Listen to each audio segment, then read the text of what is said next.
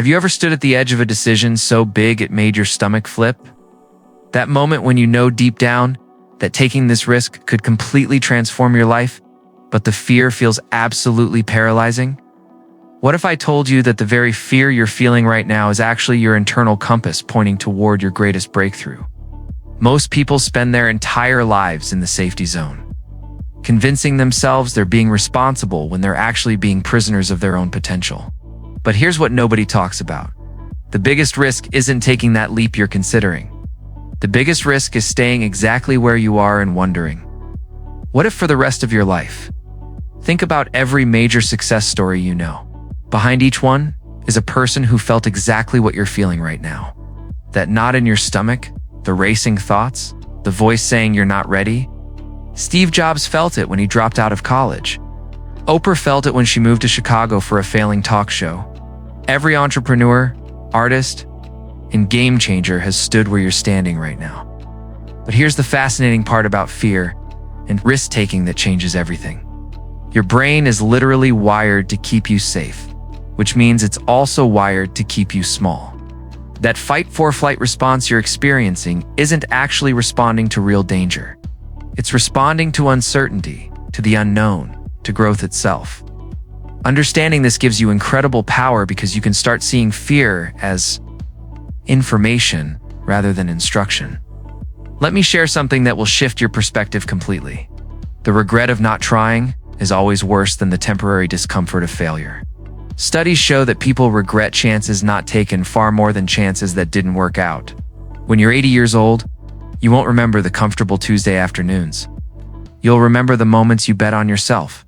Here's how to know if this risk is worth taking. First, ask yourself what's the absolute worst-case scenario. Write it down. Be specific. Most of the time, the worst case isn't nearly as catastrophic as your anxious mind makes it seem. Second, consider the best-case scenario. What could your life look like if everything goes right? Third, and this is crucial, imagine yourself in 5 years, having never taken this risk. How does that feel? The most successful people don't take reckless risks. They take calculated ones. There's a massive difference. A calculated risk means you've done your homework, you have a backup plan, and you're prepared for multiple outcomes. It doesn't mean the fear disappears. It means you act in spite of the fear. Your comfort zone has a funny way of shrinking when you stay in it too long. What felt spacious and safe last year might feel cramped and limiting today. That's not a bug in your system. That's a feature. It's your inner growth pushing against artificial boundaries you've created. Consider this. What if the risk you're afraid to take isn't actually about the external outcome at all? What if it's about discovering who you become in the process? Every time you choose growth over safety, you're not just changing your circumstances. You're changing your identity. You're becoming the kind of person who bets on themselves. The timing will never feel perfect. Your bank account will never feel big enough. You'll never feel completely ready. But here's what successful risk takers know that others don't. Readiness is a myth. You become ready by doing, not by waiting. Right now, someone else is taking the exact same risk you're considering.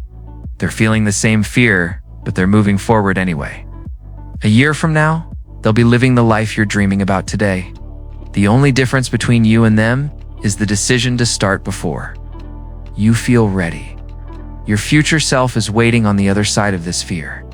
The question isn't whether you'll ever feel brave enough.